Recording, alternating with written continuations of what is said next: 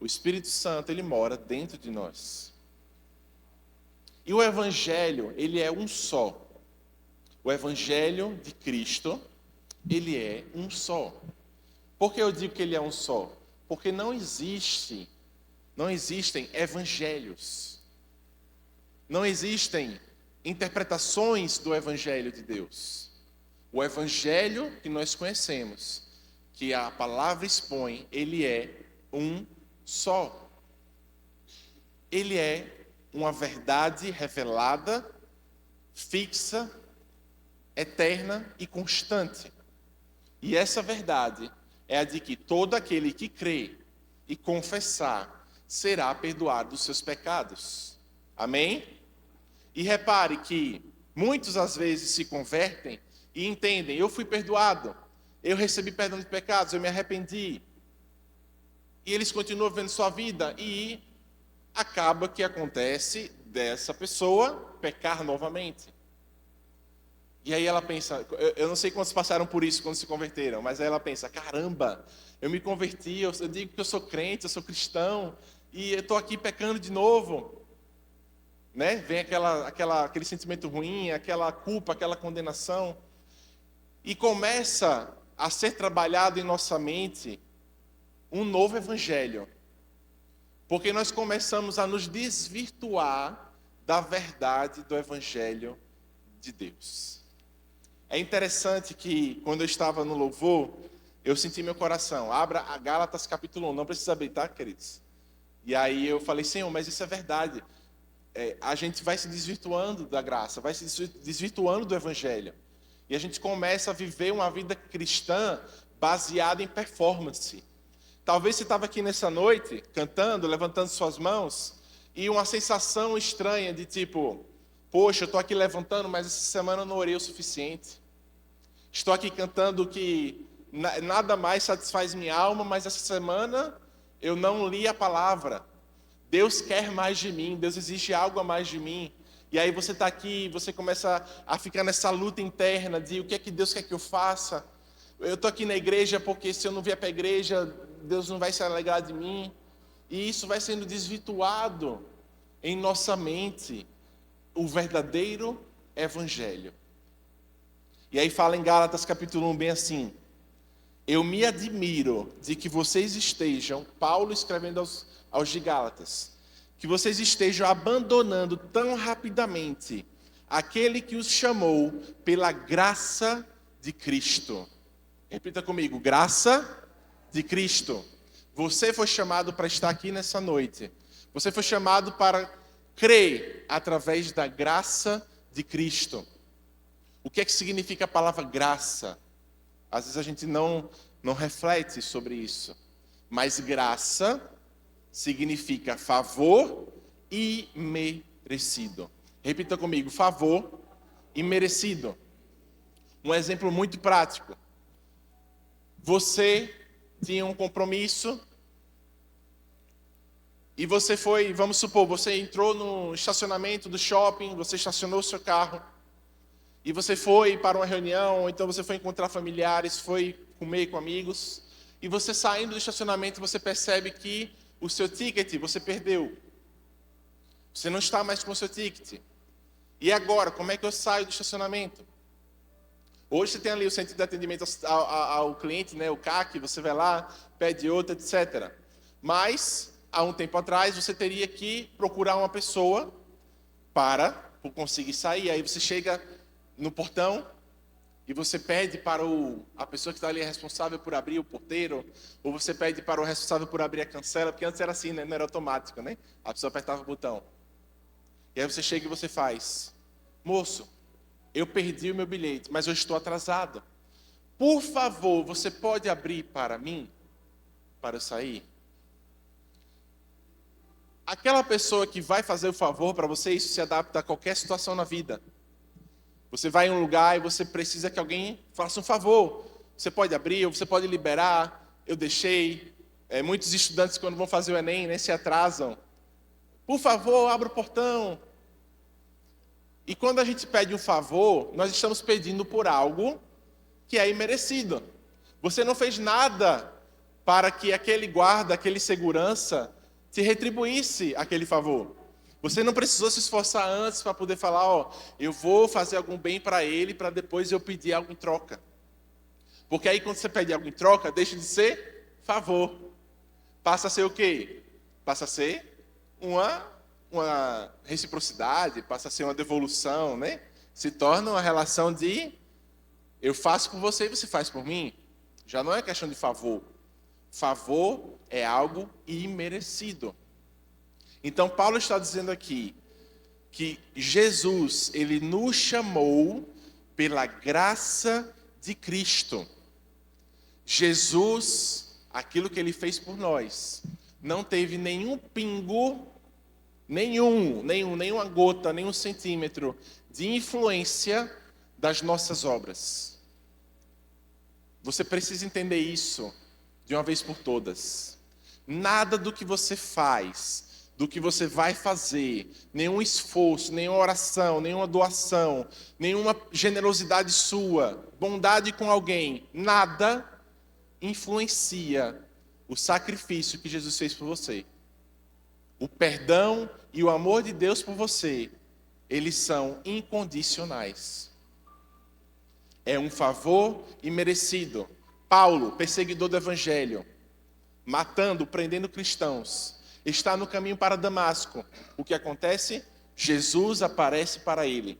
Aí eu te pergunto, o que é que Paulo tinha feito para receber essa maravilhosa experiência de ver a glória de Deus? Pense comigo, como talvez os outros apóstolos possam ter ficado com raiva. Caramba, como é que pode? Eu segui a Cristo. Eu imagino, né? Outros. Pedro não, porque Pedro, Tiago e João eram mais próximos ali. Eles estavam no monte da transfiguração, então eles viram a nuvem, viram a glória. Mas talvez os outros, né? Possam ter pensado. Talvez Tomé não, que Tomé já tinha levado uma lapada de Jesus, né? Que não acreditou. Mas os outros, talvez André, o outro Tiago.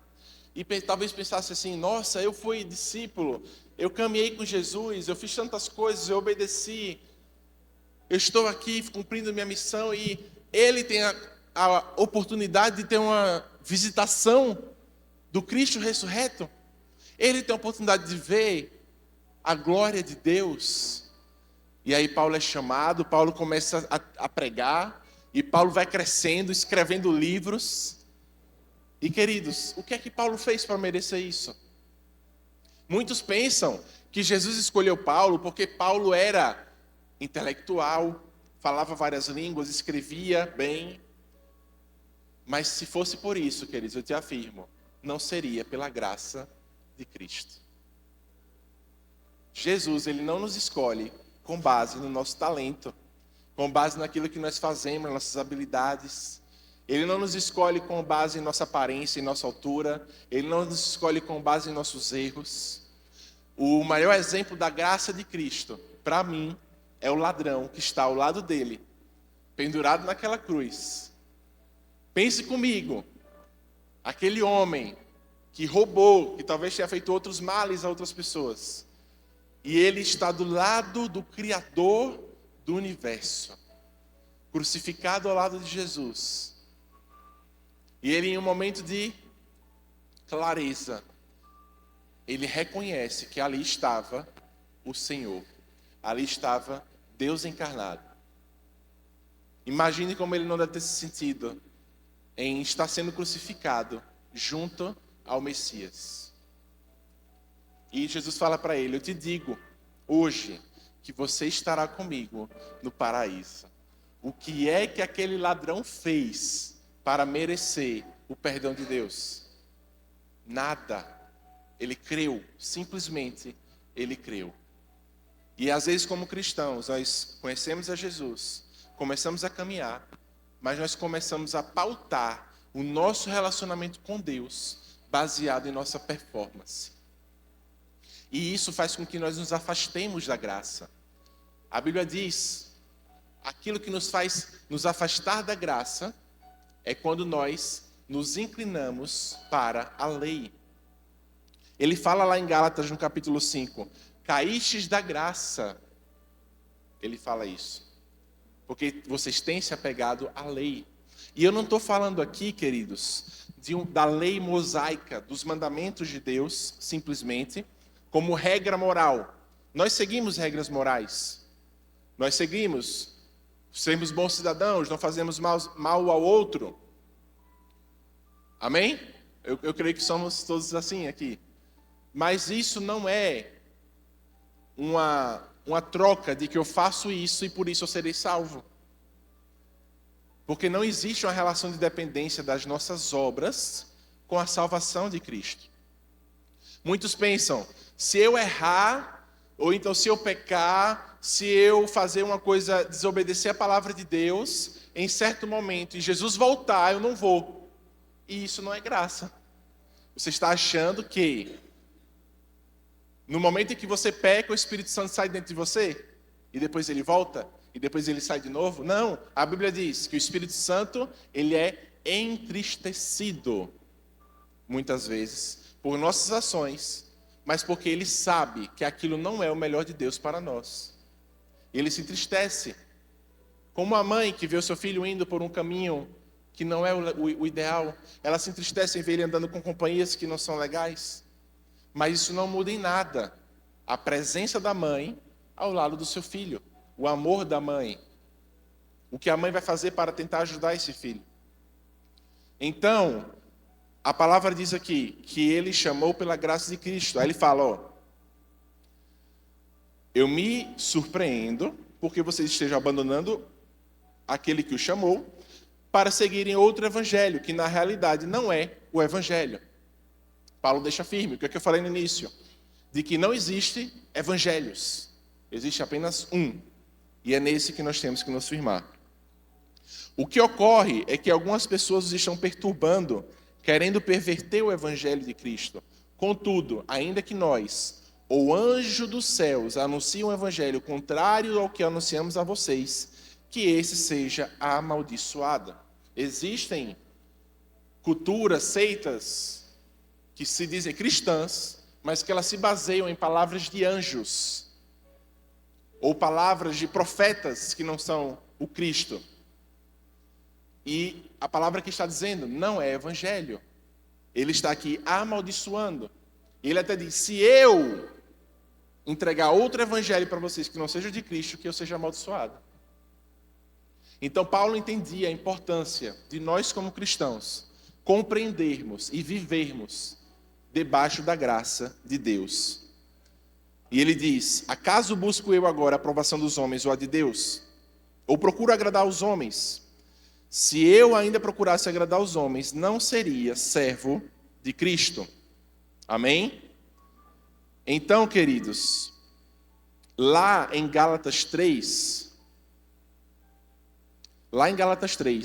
versículo 10, fala bem assim, pois todos os que vivem na prática da lei estão debaixo de maldição. Todos que vivem embaixo da prática da lei estão debaixo de maldição. Pois está escrito, maldito seja todo aquele que não persiste em praticar todas as coisas escritas no livro da lei. E é interessante que os judeus, eles se consideram o povo escolhido de Deus hoje, e muitos não acreditam, na vinda de Cristo, eles esperam ainda o Messias. E eu pergunto, meu Deus, a cegueira espiritual é muito grande. Porque como pode Deus, o Yahvé, ficar calado por 2000 anos? Onde estão seus profetas, já que Jesus não era o Messias? Não é isso? Onde é que está a palavra de Deus? E outra coisa, o templo foi destruído. Vocês não conseguem cumprir os mandamentos sem um templo. Vocês não fazem sacrifícios, vocês não fazem as ofertas de incenso. Então vocês estão vivendo em desobediência. Se Deus se importasse, não vou mudar a palavra, se a religião judaica ela fosse a correta e fosse aquilo que Deus quer para a humanidade, não teria ele garantido que o templo teria sido reconstruído logo, para que o seu povo não ficasse em pecado? Mas não é isso. A palavra de Deus, ela nos mostra Jesus em todo o Velho Testamento, apontando para ele. Em Isaías, nós vemos na história de José, nós vemos os profetas todos falando sobre Cristo. E Cristo, em sua vida, morte e ressurreição, ele cumpre tudo aquilo que foi escrito a seu respeito. A palavra diz que enquanto ele caminhava com aqueles 2 homens que estavam indo para Emaús, ele diz: o que aconteceu? E os homens de Emaús falam: ora, o senhor é algum estrangeiro que está por fora do que está acontecendo, que foi Jesus crucificado, um homem grandioso em ações, em milagres. E a Bíblia diz: e Jesus foi por todo o caminho, falando e mostrando a eles aquilo que estava na palavra a seu respeito. Ali ainda não existia o Novo Testamento. Ele foi mostrando. E aí quando Jesus se aparta deles, eles dizem: acaso o meu coração, o nosso interior, não queimava enquanto ele falava essas palavras? O alimento espiritual, ele vem quando nós enxergamos Jesus na palavra. Quando você consegue olhar para o Velho Testamento e falar: eu não estou olhando aqui para uma lista de regras, eu não estou olhando aqui para uma lista de coisas que eu tenho que fazer para Deus se agradar de mim.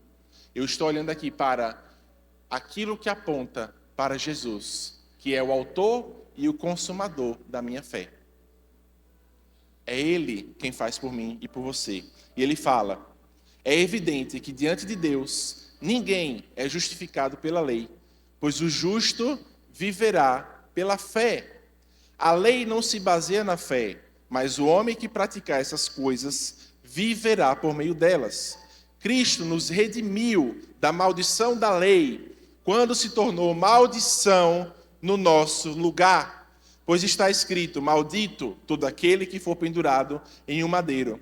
Isso para que em Cristo Jesus a bênção de Abraão chegasse também aos gentios, para que recebêssemos a promessa do Espírito por meio da fé. Ou seja, a bênção de Abraão, ela pertence a nós.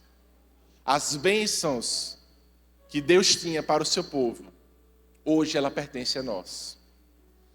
Abra aí, por favor, quem está no computador, se conseguir abrir, por favor, só para não perder aqui o fio da meada. Deuteronômio, capítulo 28, ele lista as maldições da lei. Eu vou ter que sair aqui para poder ler com vocês e achar o versículo, e depois a gente volta para Gálatas. Deuteronômio, capítulo 28. E aqui, queridos, vocês podem compreender a profundidade do que o sacrifício de Jesus, ele fez por mim e por você. Deuteronômio 28, fala o seguinte, versículo 1. Se vocês obedecerem fielmente ao Senhor, o seu Deus, o seguirem cuidadosamente todos os seus mandamentos, que hoje dou a vocês, o Senhor, o seu Deus, os porá acima de todas as nações da terra. Todas estas bênçãos virão sobre vocês e os acompanharão se obedecerem o Senhor, seu Deus. Aqui fica um parêntese. Ninguém nessa terra é capaz de obedecer completamente todos os preceitos de Deus. A Bíblia diz: ame o Senhor de toda a sua mente, todo o seu coração, todo o seu entendimento, com todas as suas forças. Eu te pergunto, quando foi na sua vida que você conseguiu dizer: eu, com todo o meu ser, completamente, todas as minhas forças, meu intelecto, meu entendimento, meus sentimentos, tudo, eu amo a Deus acima de todas as coisas? E eu faço uma pergunta aqui honesta. Eu não estou colocando aqui uma parede, um impedimento, falando assim: olha, você nunca vai conseguir obedecer. Não é isso. Eu estou mostrando para vocês, nós estamos vendo na palavra, de que a lei, ela não nos capacita a obedecê-la. A lei, a Bíblia diz que ela é como um espelho. Sabe quando você acorda de manhã e você acorda, às vezes o sono foi bom, principalmente quando o sono é bom, isso acontece. Você acorda, não sabe onde está muitas vezes, ou que horas são, e aí você vai no banheiro. E a primeira coisa que acontece a muitos é levar um susto. Porque você vê o seu cabelo todo descabelado, todo torto, assim, você fica: meu Deus, como é que meu cabelo está assim, se eu nem passei gel? Ele está assim, né, pro lado. Você está com o olho inchado, às vezes remela, a boca está com crostinha, você está ali, um susto. E aí você olha para o espelho e você fala bem assim: espelho, me corrija. E aí você olha e você agora está belo. É isso que acontece? Não é isso que acontece. O que é que o espelho faz? Ele te mostra aquilo que você precisa corrigir. A Bíblia fala isso. A gente vai voltar em Gálatas depois. Ela fala que a lei ela funciona como um tutor que nos leva a Cristo. Ela mostra para nós que nós somos incapazes de alcançar a santidade por nós mesmos. Nós somos incapazes. Então você vai ver que todas essas bênçãos que são prometidas em Deuteronômio 28, nenhuma delas se cumpre plenamente no povo de Israel. Nós vemos o quê? É na verdade eles sendo amaldiçoados várias vezes, recebendo juízo de Deus, punição divina, eles são levados em cativeiro por causa da sua desobediência. Mas Deus estava querendo mostrar: ei, vocês nunca vão conseguir. Eu estou preparando um cordeiro. Da mesma forma que Abraão caminhava com seu filho à sua frente, e Isaac carregava as lenhas na qual ele mesmo seria sacrificado. E Isaac pergunta ao pai: papai, cadê o cordeiro? E Abraão fala: o Senhor irá prover. E é interessante que depois que acontece tudo, a Bíblia diz que ele acha um cordeiro emaranhado no arbusto. E o que é que isso me mostra? É de que enquanto eles caminhavam subindo a montanha, do outro lado, o cordeiro caminhava para ser sacrificado. Deus fez o cordeiro subir a montanha. Olha que coisa maravilhosa. Porque eles não viram o cordeiro. Se eles tivessem visto, né? Abraão ia ficar confuso. Rapaz, eu não vou matar meu filho, não. Vou pegar o cordeiro. Estou aqui no meio do caminho, acho que é Deus. Não. E é interessante que Deus fala, né? Abraão, vi que você que iria sacrificar o seu filho, o único filho a quem você ama, por mim. E olha que interessante. Isaac não veio depois de Ismael? Como assim o teu filho, o único filho? Não era o único filho de Abraão. Mas ali era Deus revelando o coração dele, mostrando que Jesus seria o Cordeiro, o Filho de Deus, amado por Deus, que seria sacrificado em nosso lugar. Amém? E aí em Deuteronômio 28 fala bem assim: vocês serão abençoados. E agora, queridos, eu vou fazer o seguinte, eu vou inverter, tá? Eu vou passar para o versículo 15, porque eu quero que a impressão que fique em nosso coração seja a impressão da graça de Deus em nossa vida. E agora eu vou ler em Deuteronômio 28:15, se você quiser abrir na sua Bíblia, ou salvar para ler depois. Olha o que diz: entretanto, se vocês não obedecerem ao Senhor, o seu Deus, e não seguirem cuidadosamente todos os seus mandamentos e estatutos que hoje lhes dou, todas estas maldições virão sobre vocês e os atingirão.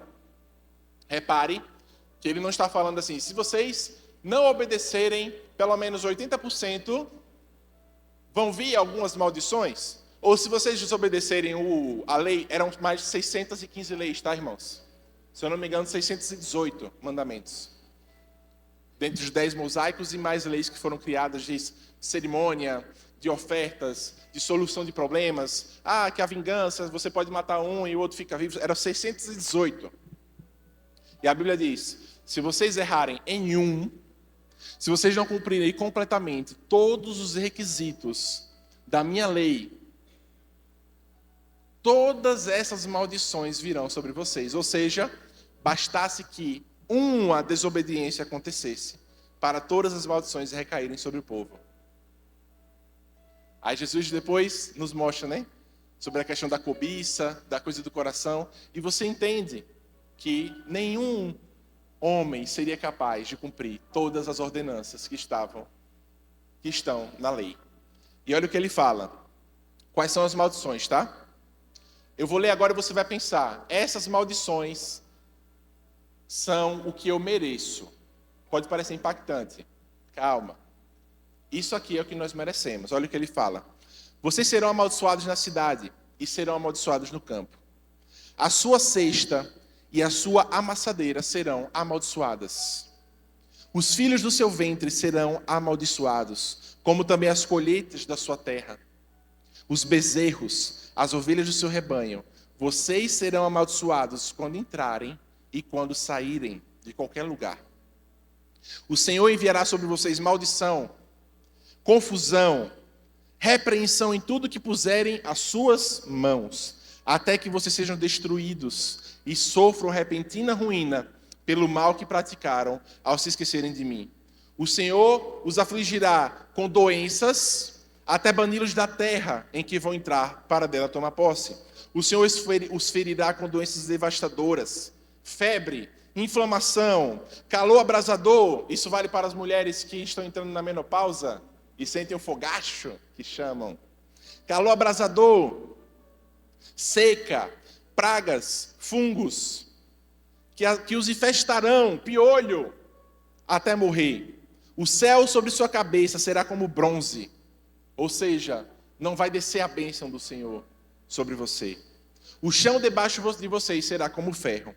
Na sua terra, o Senhor transformará chuva em cinza e pó, que descerão do céu até que vocês sejam destruídos. O Senhor fará que sejam derrotados pelos seus inimigos. Vocês irão a eles por um caminho e fugirão dele por 7 caminhos. Vocês se tornarão motivo de horror para todos os reinos da terra. Os seus cadáveres servirão de alimento para todas as aves do céu e para os animais da terra. E não haverá ninguém para espantar os animais. Eles vão comer até a última migalha dos seus corpos. O Senhor os castigará com úlceras. Isso é poderoso. Se você está aqui, vá compreendendo o que está sendo falado aqui. Com tumores, feridas purulentas, sarna, males dos quais não poderão curar-se. O Senhor os afligirá com loucura, confusão mental, depressão, ataque de pânico, síndromes emocionais. Com loucura, com cegueira, com catarata, com retinopatia diabética. Vocês andarão apalpadelas ao meio-dia, eu não sei o que significa isso, tá, irmãos? Senão eu vou fingir que sei. Na NVI assim está escrito.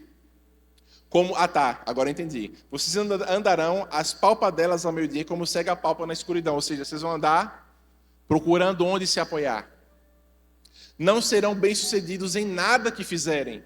Onde você trabalhar, os seus investimentos, as empresas que vocês tentarem abrir, tudo que vocês tentarem fazer vai dar errado. Serão oprimidos e vocês serão roubados. Irão roubar de vocês. Vocês vão estar caminhando na rua e vai chegar uma pessoa e vai roubar você. E ninguém vai te ajudar. Acabou, você perdeu.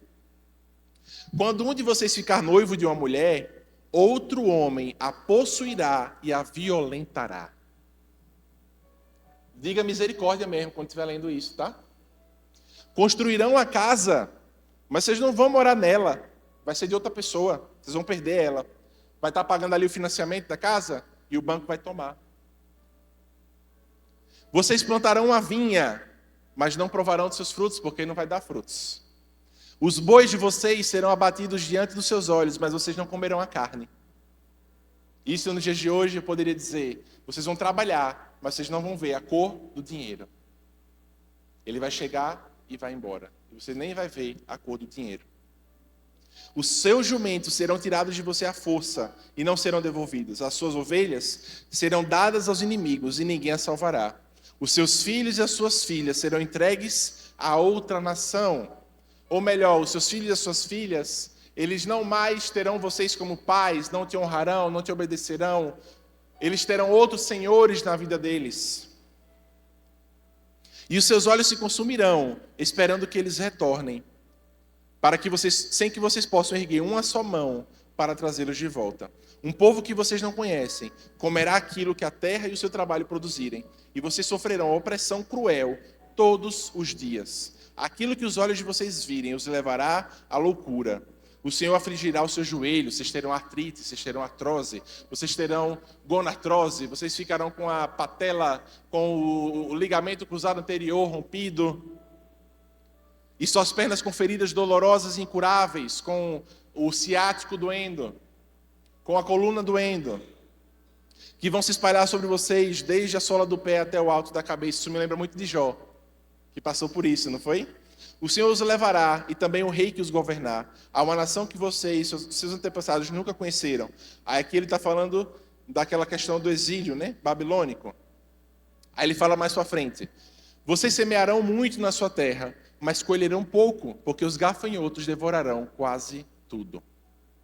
Plantarão vinhas e as cultivarão, mas não beberão vinho, nem colherão as uvas, porque os vermes os comerão. Tudo que você comprar na sua casa vai começar a se desgastar rápido, vai quebrar, os pratos vão quebrar, as prateleiras vão ficar desgastadas. Queridos, isso é uma coisa muito profunda. Quando a gente entende que muitas coisas da nossa vida acontecem por uma maldição que nós não estamos repelindo da nossa vida. Nós estamos aceitando a maldição da lei em nossas vidas. Mas vamos continuar. Terão oliveiras em todo o país, mas vocês mesmos não utilizarão azeite, porque as azeitonas cairão. Os seus filhos e as suas filhas não ficarão com vocês, serão levados para o cativeiro. Enxames de gafanhotos se apoderarão de todas as suas árvores e das plantações da sua terra. Os estrangeiros no meio de vocês vão progredir e vocês vão regredir. Vocês pegarão dinheiro emprestado, mas não emprestarão. Isso aqui que ele está falando é maldição da lei. Pegar dinheiro emprestado, mas nunca emprestar. Eles serão cabeça e vocês serão cauda.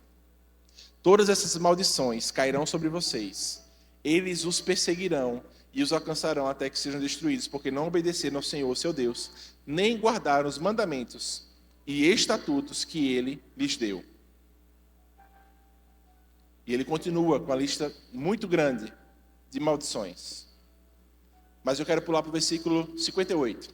Se vocês não seguirem fielmente todas as palavras dessa lei, escritas neste livro, e não temerem este nome glorioso e terrível, o Senhor, seu Deus, enviará pestes, Covid, tuberculose, enviará dengue sobre vocês e sobre seus descendentes, desgraças horríveis, prolongadas, doenças graves e persistentes. Ele trará as doenças do Egito, e todos vocês vão contrair essas doenças. O Senhor também fará vir sobre vocês enfermidade e desgraça, não registradas nesse livro, até que sejam destruídos. Ou seja, ele está falando assim, até doenças e coisas que vão surgir, vão vir sobre vocês, para que vocês sejam destruídos. Vocês serão reduzidos a um pequeno número, porque não obedeceram o Senhor. Assim como foi agradável ao Senhor fazê-los prosperar e aumentar em número, assim também será agradável arruiná-los e destruí-los. Isso porque, queridos, a justiça de Deus, santidade e perfeição, ela não aceita nem sequer uma grama de pecado em sua presença. Quando nós temos um povo que se diz pelo nome do Senhor, chamado, revelado à vontade de Deus, e ele peca, e ele desobedece, o juízo divino, ele vem sobre esse povo. Isso estou falando na antiga aliança. A presença de Deus, ela é fogo consumidor. Ela é maravilhosa, ela é linda. Mas ela também, para o mal e para o pecado, ela é altamente destrutiva. É como uma luz, que qualquer pingo de escuridão, ele é eliminado instantaneamente, quando exposto à sua presença. Por isso que, quando eles estavam, Davi, trazendo a arca da aliança de volta para Jerusalém, e aquele rapaz foi tentar segurar a arca, a Bíblia diz que ele foi eliminado instantaneamente. E sabe o que é interessante? A palavra no original fala que é eliminação completa e imediata. É como se, tipo assim, não deu tempo nem dele piscar. Ele foi explodido. Tipo assim, ele pegou e ele virou pó. Não sei se voou sangue para todo lado, mas ele foi eliminado instantaneamente. Mas agora nós vamos ler lá no início, porque a Bíblia diz, lá em Gálatas, como a gente leu, que nós, através de Cristo, fomos libertos de toda maldição da lei. E você precisa aceitar isso com alegria. Se você se identificou com qualquer problema do que eu li, problema no joelho, problema nos olhos, na pele, seu dinheiro, suas condições, sua casa, seus filhos, seu casamento, tudo isso, está blindado pela graça de Deus. E você pode, pela sua fé, falar, olha, a partir de hoje, nenhum prato, nada vai mais se quebrar aqui. Não vamos ficar mais trocando nada aqui. Nada. Porque a graça de Deus, ela comanda esta casa. E você vai olhar para as suas finanças e você vai falar, o sangue de Jesus me libertou de toda miséria. Eu vou trabalhar e eu vou conseguir pagar as minhas dívidas, Deus vai abrir portas, Deus vai abrir oportunidades, e eu vou começar a ver a cor do dinheiro, eu vou começar a ter condições de ser generoso. Isso é belo. É uma pessoa chegar para você e falar, querido, eu não consigo pagar minha conta esse mês, 100, 200 reais, e você falar, toma aqui, irmão, pague sua conta. Isso é uma coisa que é bênção, glorifica o nome de Deus. Quem é abençoado fala, glória a Deus, né? E você está rendendo glória a Deus por causa do que você fez. Mas lá no início, ele fala bem assim, todas estas bênçãos virão sobre vocês e os acompanharão. Aí ele fala, se obedecer ao Senhor seu Deus. Aqui eu vou trocar. Eu vou falar, porque Jesus obedeceu a Deus e se tornou maldição em seu lugar. Amém? Agora nós vamos ler as bênçãos. Versículo 3. Vocês serão abençoados na cidade e serão abençoados no campo. Os filhos do seu ventre serão abençoados, como também as colheitas da sua terra e a cria das vacas das ovelhas. A sua cesta, a sua amassadeira serão abençoadas. Vocês serão abençoados quando entrarem e quando saírem. O Senhor concederá que sejam derrotados diante de vocês os seus inimigos que se levantarem contra vocês. Eles virão a vocês por um caminho e eles fugirão por 7. O Senhor enviará bênçãos aos seus celeiros, e tudo que suas mãos fizerem será abençoado. E você vai poder acordar amanhã, meu Deus, o que eu fizer hoje está abençoado. Já está abençoado, você não precisa fazer alguma coisa para que seja abençoado. Olha o que diz. O Senhor enviará bênçãos aos seus celeiros e aos que suas mãos fizerem. O Senhor, seu Deus, os abençoará na terra que dá a vocês. O Senhor os estabelecerá como seu povo santo, conforme jurou a vocês, se andarem nos caminhos dele. Então, todos os povos da terra verão que vocês são chamados pelo nome do Senhor e terão medo de vocês. O Senhor concederá grande prosperidade a vocês. Repita comigo, grande. Grande prosperidade. Amém? Isso é seu, te pertence. No fruto do seu ventre terá grande prosperidade. Se você está grávida ou se você quer engravidar, saiba que no seu ventre há grande prosperidade. E quando você estiver grávida, você vai botar as mãos, você vai falar, aqui no meu ventre há grande prosperidade. Ah, um diagnóstico veio, algo ruim. Você vai botar as mãos e vai falar, no corpo do meu filho há grande prosperidade. Não vai prevalecer. Amém? Olha o que ele fala. Na cria dos seus animais, nas colheitas da terra. O Senhor abrirá o céu. Imagine isso, Deus abrindo os céus. O depósito do seu tesouro, para enviar chuva à sua terra, no devido tempo, para abençoar todo o trabalho das suas mãos. Todo. O que é que está dizendo? Qualquer esforço, toda coisa que você fizer para ter um resultado, vai ter esse resultado. Ele vai abençoar, e não vai ter apenas o resultado baseado no esforço feito, mas será um resultado maior do que o esforço feito. Você vai fazer esperando receber 10, mas você vai receber 100. Você vai fazer esperando receber 5, mas irá receber 20. Todo o esforço das suas mãos será abençoado. Vocês emprestarão e não tomarão emprestado. E você tem que começar a sonhar com isso. Vai chegar o dia, eu creio, em que eu vou poder emprestar, em que eu vou poder dar para as pessoas. Eu vou poder ser o veículo de bênção. Amém? Olha o que ele fala. O Senhor fará de você cabeça e não cauda. Se obedecerem, ou porque Jesus obedeceu, o seu Deus, que hoje lhes dou, e o seguirem cuidadosamente, vocês estarão por cima e nunca por baixo. Não se desviem nem para a direita nem para a esquerda de nenhum dos mandamentos. Então, aqui nós vemos que a bênção do Senhor, ela é um direito nosso por conta do sacrifício que Jesus fez por nós. Voltando lá para Gálatas. Gálatas é muito interessante porque ele traz uma comparação muito boa sobre o Evangelho. Deixa eu abrir aqui.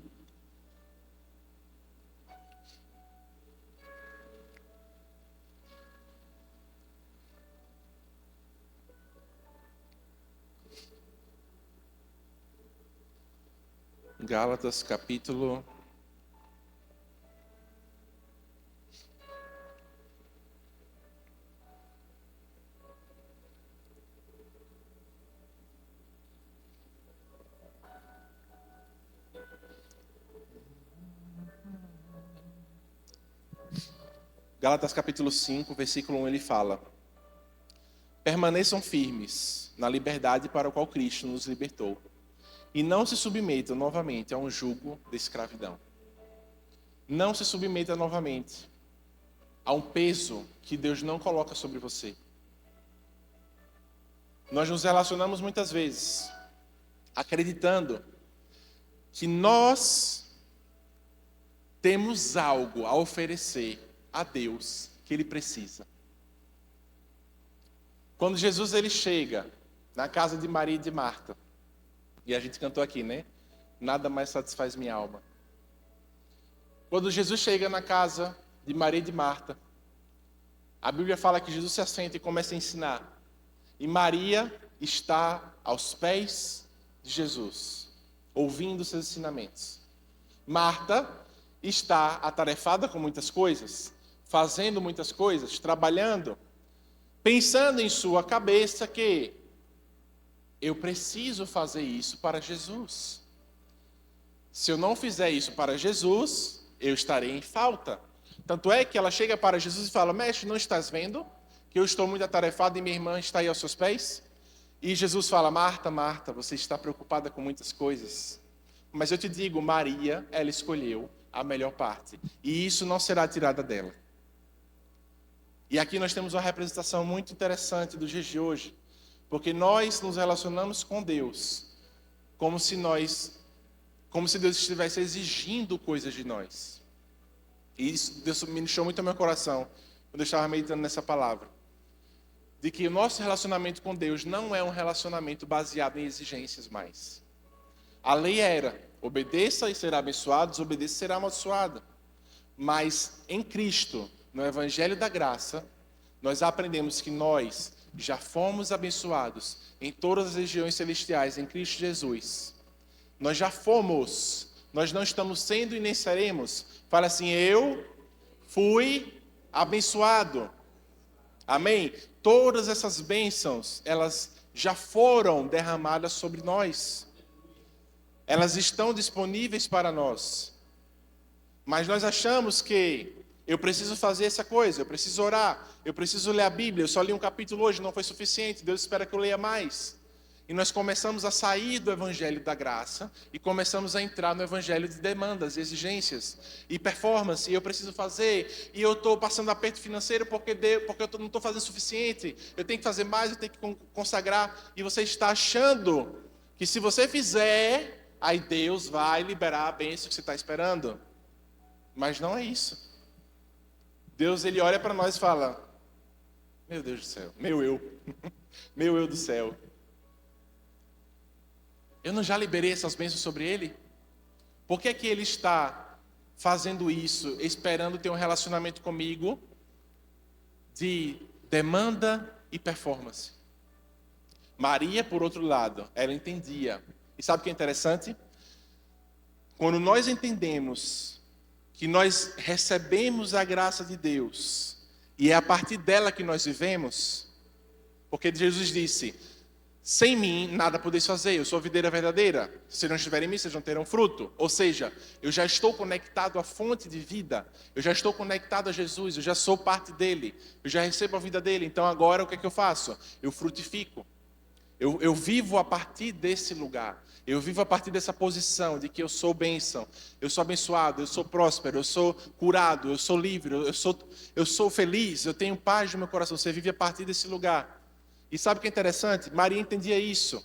Ela entendeu, olha, se eu sentar ao lado de Jesus, eu vou receber dele. E aí eu terei condições de fazer por ele. Mas se você não recebe do Senhor, você não tem condições de fazer por ele. E é interessante que Jesus, quando ele morre, a Bíblia diz que algumas mulheres vão procurar o seu corpo para ungí-lo, porque era muito comum ungir um corpo para a morte. Você ungia ele com perfumes, com bálsamo, para que o corpo ele ficasse cheiroso e evitasse aquele cheiro de degradação. E sabe o que é interessante? Maria, aquela que escolheu ouvir, aquela que escolheu sentar, aquela que escolheu estar aos pés de Jesus, ela foi a pessoa que ungiu Jesus para a morte. Foi ela que mais à frente derramou o seu perfume. E Jesus, enquanto estava crucificado, ele sentia ainda o cheiro do perfume que Maria derramou aos seus pés, exalando, enquanto ele estava na cruz. Por isso que ele fala, o que você está fazendo aqui hoje, Maria, será lembrado por todas as gerações. Ele falou isso. Então, a gente tem que partir de um lugar de receber. Primeiro eu recebo de Deus. Primeiro eu confio em sua graça, em sua provisão, para depois eu fluir, para depois eu fazer a partir desse lugar. A mesma coisa acontece com o filho pródigo. Eu fico assim, a palavra inteira, nós vemos o caráter de Deus e o amor dele como pai sendo revelado para nós. É uma coisa muito bonita. Quando você lê a Bíblia, você consegue ver, desde José, Abraão, tudo você vê, que Deus ele não se alegrava em ver o seu povo sendo destruído. Ele não se alegrava. Ele dizia, coloco diante de vocês bênção e maldição. Eu digo, escolham a bênção. Ele dava a opção para as pessoas, mas ele não se alegrava. E a Bíblia conta no filho pródigo de que o filho pede a herança do pai, ou seja assim, olha pai, o senhor morreu para mim, que foi basicamente isso que ele falou, me dá meu dinheiro, o que a sua morte vai me dar, eu quero logo. Ele sai, vai para a gandaia, gasta o dinheiro, faz tudo o que tem que fazer. E ele, quando está no meio dos porcos, e é interessante também isso, porque o porco é um animal impuro para os judeus. Então a situação daquele homem estava tão terrível, que ele, como um judeu, estava comendo da mesma comida dos porcos e dormindo com os porcos. Ele estava na pior situação que um judeu poderia estar. Pobre, sem dinheiro, sem nenhuma condição. E ele ensaia um discurso. Olha, a gente às vezes faz isso, a gente ensaia discurso com Deus. A gente fala, eu vou orar, eu vou pedir isso, eu vou falar para Deus que eu vou fazer esse voto, porque aí eu vou ter, porque aí Deus vai me perdoar. Ele fala, eu vou voltar para o meu pai. Eu vou falar, pai, eu não sou digno de ser chamado teu filho. Me aceite como servo, que eu vou trabalhar para que eu tenha condições. E ele faz esse discurso dentro dele, né? Ele trabalha aquilo. E aí quando ele chega, é interessante, que o pai, vendo de longe, corre em direção ao seu filho. Beija, enche ele de beijos. Repare que não há nenhuma menção acerca da sua vida como pródigo. Ele não fala, filho, por que você voltou? Ele não pergunta. Ele não fala, filho, o que é que você fez? Vem aqui, sente. Muitos pais fariam isso, né? Sente aqui, eu quero ouvir o que é que você fez, me conte. E é interessante que hoje eu preparei uma mensagem sobre família. Mas o Senhor tocou em meu coração para a gente fluir sobre essa questão da graça. Mas só pincelando, porque próximo domingo eu vou pregar também. E pincelando, o que eu vou falar é que no ambiente familiar só existe sucesso se existir graça. A Bíblia diz, maridos, amem suas esposas como Cristo amou a igreja. Mulheres, submetam-se como a igreja submete-se a Cristo. Ou seja, dentro de um casamento, os nossos olhos têm que estar em Jesus. Apenas quando você olha para Jesus, além de estar olhando para o seu cônjuge, você olha para Jesus, é que você tem condições de amar. É que você tem condições de submeter. É que você tem condições de honrar. E muitos casamentos, eles passam por dificuldades, problemas. Porque a relação se torna uma relação de performance. Eu fiz, você não fez. Eu dei banho, você ficou deitado. Ah, eu comprei, eu fui trabalhar e você ficou em casa. Ah, eu trabalho mais que você, ah, eu faço mais que você. E nós vivemos a lei dentro do nosso casamento, da nossa família. E o que é que a lei traz? Maldição. Quando vivemos uma vida baseada em exigências uns com os outros, em performance, exigir do outro aquilo que não é exigido de nós, porque Deus nos perdoou, nós começamos a ver o lar desmoronando, a casa desmoronando. Porque nós não estamos trazendo o princípio do Evangelho, que é a graça, para a nossa casa. E a graça nos ensina a perdoar, a graça nos ensina a fazer, mesmo quando não é feito em troca. E é esse amor, é essa graça, é esse poder de Deus, que Ele vai quebrantando os corações, moldando nossa identidade, moldando nosso caráter e fazendo com que nós vivamos em harmonia como família. Amém? Só uma pincelada. Mas ele diz: ouçam bem o que eu, Paulo, digo. Caso se deixem circuncidar, Cristo de nada servirá a vocês. Aqui ele estava falando de circuncisão, que era o homem, ele fazia aquele procedimento no prepúcio para poder se dizer parte da aliança. Fazer aliança era algo físico. E quando você fazia isso, você se tornava judeu e você tem que fazer os preceitos judaicos, seguir a lei. E Paulo está dizendo, se você seguir a lei, Cristo de nada servirá para vocês. Porque no momento em que nós botamos a mão, Jesus ele tira. Opa, ele quer fazer, ele quer ir. Como os hebreus falaram, né? Dai-nos um rei, dai-nos uma lei que nós obedeceremos. E não conseguiram, né? Mas eles pediram, dai-nos que nós vamos obedecer. E ele fala, caso vocês sigam pela lei, Cristo de nada servirá a vocês. Mais uma vez, declara a todo homem que se deixe circuncidar, que ele está obrigado a cumprir toda a lei. Vocês que procuram ser justificados pela lei, se separam de Cristo, caíram da graça. Ou seja, quando é que eu caio da graça? Quando é que as coisas da minha vida passam a ser mais pesadas, mais difíceis, mais complicadas, mais confusas? A confusão mental que a gente leu da maldição. Quando é que isso acontece? Quando eu passo a viver baseado na lei. Ou seja, eu passo a viver um relacionamento com Deus baseado em performance. E o fluxo de Deus, ele para de fluir.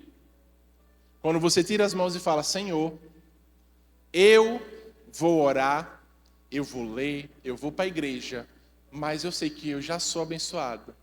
E eu faço isso porque eu te amo. Aí você está aberto a receber de Deus mais graça, mais favor de Deus. Porque você fala, Senhor, tudo que vier, eu sei que veio por causa de ti. Não foi por meu esforço, não foi por minhas obras. Num casamento, às vezes está difícil. Aí a gente quer solucionar como? Tendo estratégia. Eu vou comprar um buquê, eu vou comprar uma viagem, eu vou fazer terapia de casal. E tudo isso tem o seu lugar num relacionamento. Mas sem a graça, nada se sustenta. Então não tente na sua vida, o que é você viver na lei, no seu dia a dia? É você tentar fazer as coisas, conquistar as coisas, obter os seus resultados, baseado na sua performance. Então, não está com vontade, não está sentindo graça para fazer, não faça. Se aquiete. Às vezes você vai dar o buquê e você só vai estressar a mulher mais ainda. Que ela vai falar, meu Deus do céu, esse homem não entendeu que não é isso. Aí pronto, já gerou problema. Entendeu? A gente quando vive na carne, nos nossos esforços, a gente está muito sujeito a erro. Mas quando você fala, Senhor, eu sei que as coisas não estão bem, eu sei que está difícil a comunicação, e eu te peço, Pai, me dê graça, me direcione, Espírito Santo, me mostre o que eu tenho que fazer. Aí vem o sopro, que a Bíblia diz que o Espírito Santo é um sopro, sabia?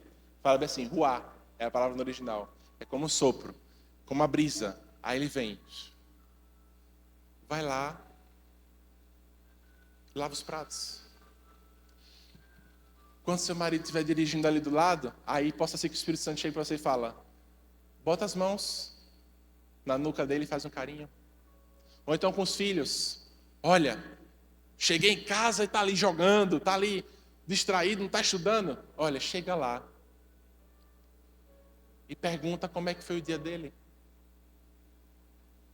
Ao invés de exigir dele, olha, você tem que estudar, você tem que fazer, se você é reprovado tal coisa, e você começa a exigir, você fala assim, filho, eu sei que você é um garoto estudioso. Eu sei que você vai ter sabedoria de Deus para saber a hora de parar, de se distrair, a hora de estudar. Eu te amo muito e que Deus te dê graça. E você percebe que o relacionamento ele flui de outra forma. Entendeu? Ele está precisando se cuidar. Rapaz, você não vai. Meu querido, eu amo tanto você que eu queria que você vivesse o máximo possível do meu lado. Eu ficaria tão feliz se você desse uma olhada como é que estão seus exames, tá bom? Beijinho, te amo. Aí sai. E aí você começa a ver a graça de Deus perfumando, como um perfume suave, né? De Cristo, ele perfumando a sua vida. E aí ele diz, caíram da graça, né? Pois, por meio do Espírito, aguardamos pela fé a esperança da justiça. Porque em Cristo, nem a circuncisão, nem a incircuncisão tem efeito algum, mas sim a fé que atua pelo amor. Aí é onde nós vemos a palavra amor sendo citada como resultado, ou melhor, como o veículo pelo qual a fé ela opera. E a Bíblia diz que eu amo, quem muito é perdoado, muito ama. Não é isso que a palavra diz? Então, quando eu entendo que eu fui perdoado por Cristo, que o sangue dele que foi derramado me perdoou, eu o amo de volta. E a minha fé atua através desse amor.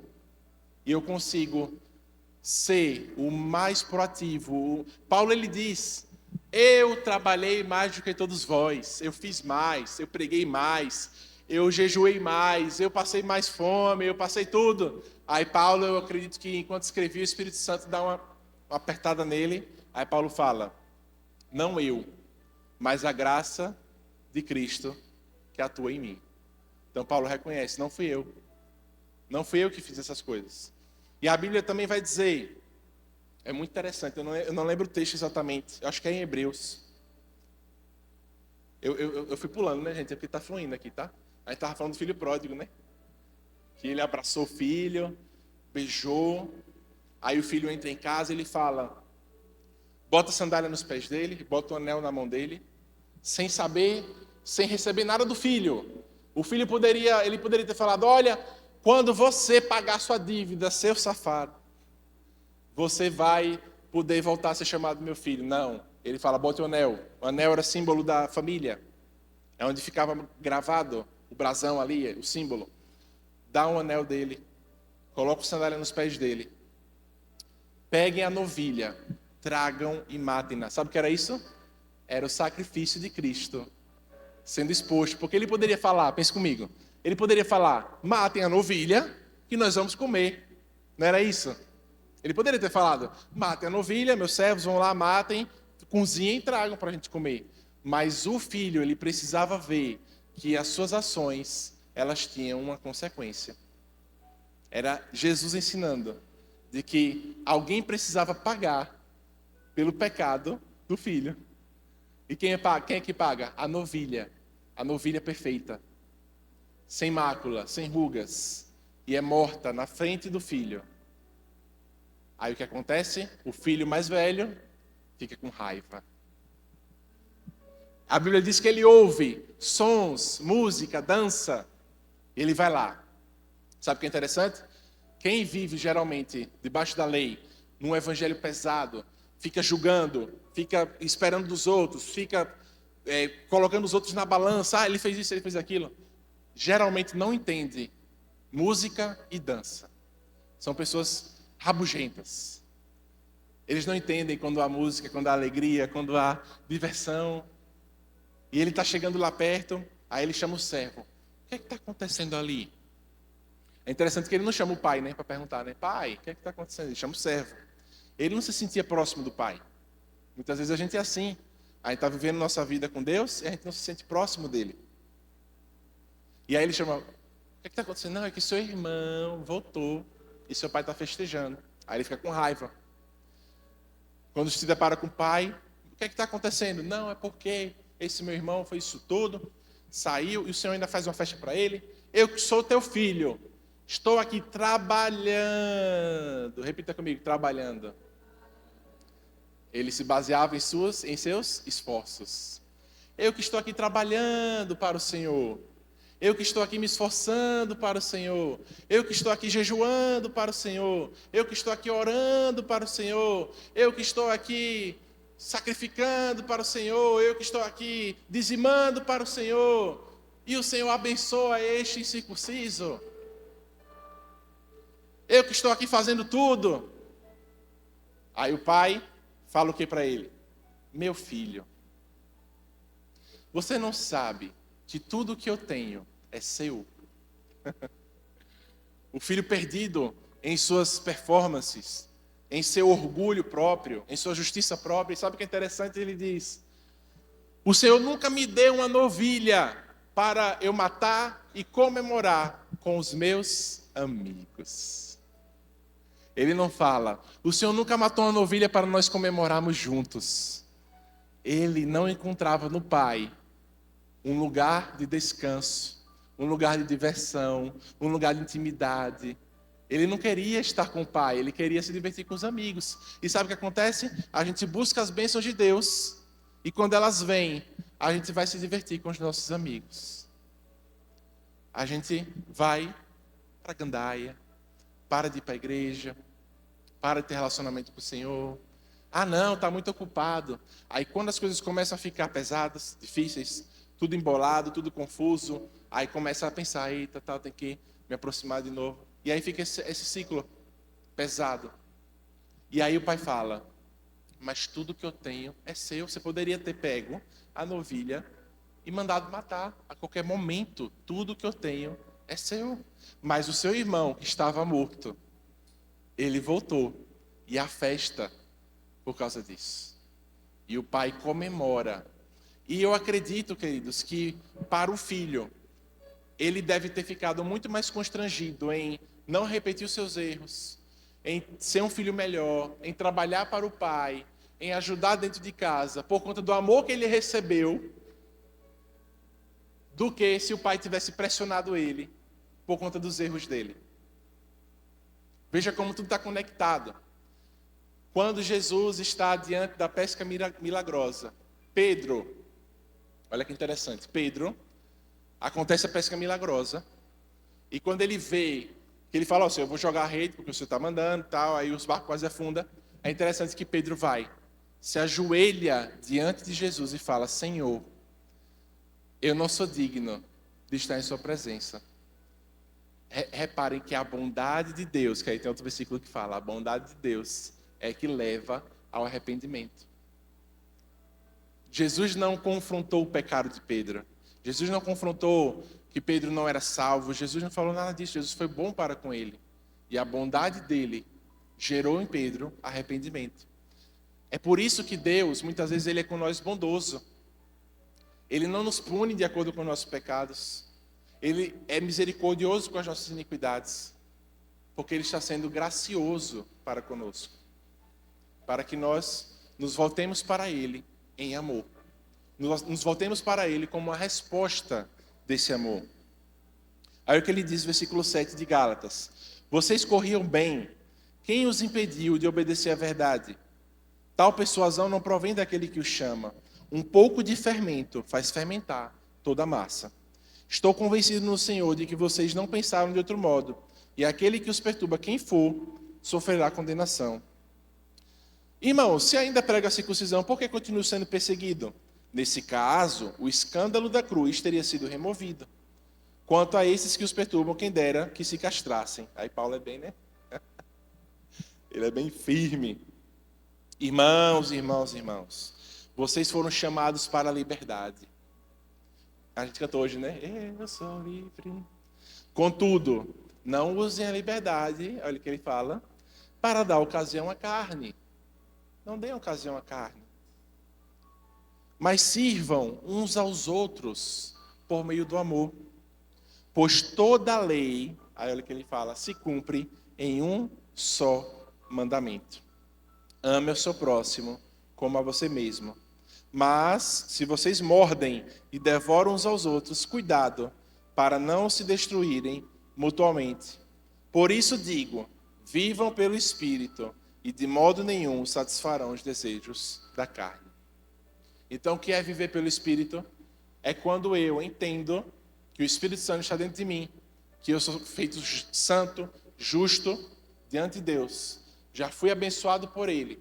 E por isso eu tenho toda a capacidade para andar em santidade, para andar em amor. Às vezes a gente tem uma dificuldade com uma pessoa, né?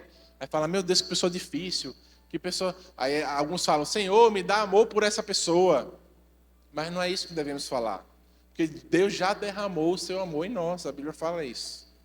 Deus já derramou o seu amor em nós quando ainda éramos pecadores. Então você pode falar, Senhor, me ajuda. Amém? A gente pede ajuda, não é graça isso? A gente não merece. Senhor, me ajuda a andar em amor com essa pessoa. Senhor, me faz enxergar ela com os teus olhos. Porque se você tiver um vislumbre de como Jesus enxerga o seu marido, de como Jesus enxerga os seus filhos, de como Jesus enxerga o seu colega de trabalho, o seu patrão, você veria ele com tanto amor, que você faria, meu Deus, eu quero fazer o que tiver ao meu alcance para amar essa pessoa. Eu não vou ter orgulho, eu não vou ter vaidade, eu vou andar em amor. Amém, queridos? Quero finalizar.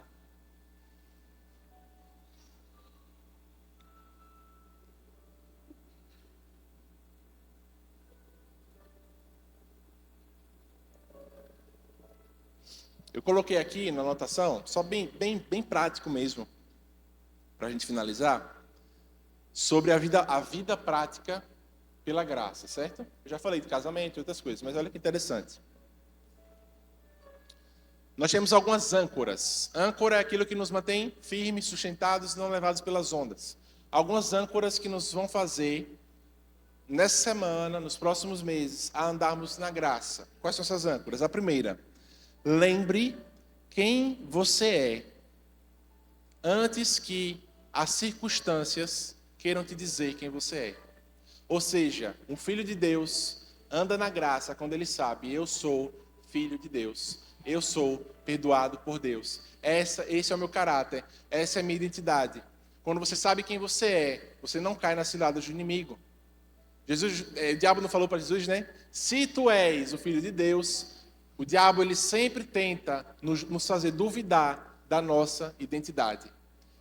Você não é digno, você não merece, você não é santo, você não nasceu de novo de verdade, não está vendo aí não. E ele é um acusador, a Bíblia chama o diabo disso, de acusador. Então você tem que saber quem você é. Eu sou filho de Deus. Nenhuma acusação há para aqueles que estão em Cristo Jesus. Primeiro é isso. Sabe quem você é, eu sou abençoado. Eu tenho em Deus tudo aquilo que eu preciso. Pronto, essa é a âncora número 1. Saiba quem você é. Âncora número 2. Faça a pergunta certa. Então, ao invés de perguntar, o que é que eu preciso fazer para Deus me amar mais? Você tem que perguntar o seguinte, como eu posso viver hoje a partir do amor que eu recebi? Como é que eu posso compartilhar o amor que eu recebi com o meu próximo hoje? Não é mais o que eu vou fazer para obter o amor de Deus, eu já tenho o amor de Deus. Como é que eu posso compartilhar ele com as pessoas? Como é que eu posso viver esse amor? A Bíblia diz em Romanos 6,14: o pecado não terá domínio sobre vocês, pois vocês não estão debaixo da lei, mas vocês estão debaixo da graça. Então, quem eu sou, como eu posso agir a partir do amor que eu já recebi. E a âncora número 3, deixe que a graça de Deus, ela vaze para as pessoas ao seu redor. Assim como José, os seus irmãos. José foi traído, foi enganado, foi escravizado, passou por dificuldades. E quando José está diante dos seus irmãos, que ele se revela, né? É toda uma novela ali para ele se revelar, né? Vai lá pegar o teu outro irmão mais novo, volta. Agora vai dizer ao teu pai, agora volta. Ele fica fazendo os irmãos de besta, né? Aí ele fala assim, não, vou parar de ficar castigando os bichinhos. Aí ele se revela. E sabe o que é interessante? Os irmãos ficavam falando, será que estamos passando tudo isso como punição pelo que fizemos a José? E José disse que de dentro da cabana dele, lá da parte dele que ele ficava, ele entendia, porque eles falavam em hebraico, achando que José não era hebraico, eles falavam que José era do Egito. Então eles falavam na língua deles e José lá dentro ouvindo tudo, entendendo tudo. E diz que o seu coração se quebrantava ouvindo essas coisas. Aí quando ele se revela para os seus irmãos, os irmãos choram, caem diante dele, pedem perdão. José, achamos que você tinha morrido, estava paz. Onde é que você estava? Aí começa aquela choração. Aí José fala bem assim, meus irmãos, saibam que não foram vocês que me venderam para me tornar escravo, mas sim que Deus me enviou adiante de vocês para preparar a provisão que vocês iriam precisar. José, ele é tão gracioso com seus irmãos, porque imagine, se fosse você nessa posição, eu ia ficar com muita raiva. Eu ia falar, meus irmãos aqui, pode mandar embora. Hoje, manda prender logo. Manda prender para ficar preso aí passando fome. Desculpe, viu, Henrique? Mas eu já ficaria com raiva. Mas José, ele abraça os irmãos, chora com eles. Ainda fala bem assim, irmãos, como é que está a terra? Está muito seca, está difícil. Eu vou falar com o faraó e a gente vai estabelecer um assentamento aqui.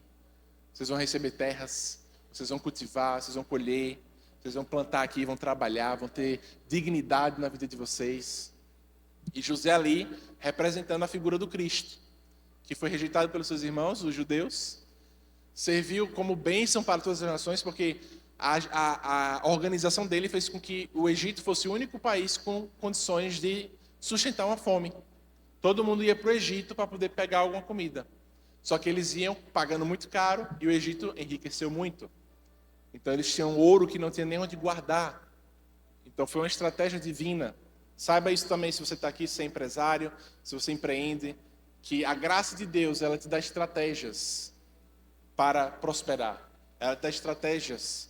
Ela te dá favor diante dos homens, de você falar suas palavras, de você explicar um assunto, uma venda ali, e o cliente entender. Não é enganar o cliente. Não é como um poder místico que vai fazer o cliente cair naquela lábia, vamos dizer assim. Não. É Deus te dando a capacidade de explicar com sabedoria, entender os benefícios, entender como é que vai funcionar, entender tudo e tomar a decisão.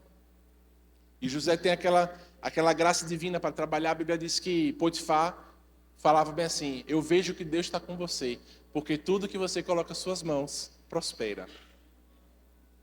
E José, eu te pergunto, tinha lei naquela época de José? Nem Moisés tinha nascido ainda. Não tinha lei, não tinha mandamento, não tinha preceito. O que é que fazia José prosperar? Era a graça de Deus na vida de José. E José, qual era a resposta dele? Era a fé em Deus. Tanto é que quando vem aquela situação, ele fala, diga ao faraó que eu oro, eu vou orar para poder Deus me dar a revelação. Amém? Fechamento. A pergunta que fica, de onde você está vivendo hoje? Da lei ou da graça? Se você está cansado de tentar ser suficiente, de tentar ser capaz, de tentar na força do seu braço, essa é a melhor notícia possível. Porque alguém já foi por você. Já teve um que foi suficiente, que performou, que não pecou, que foi perfeito, que fez tudo certo, que agradou o coração de Deus perfeitamente e que pegou os seus pecados, os meus pecados e pagou a nossa dívida com Deus. Amém? Você pode se alegrar com isso? Vamos ficar de pé?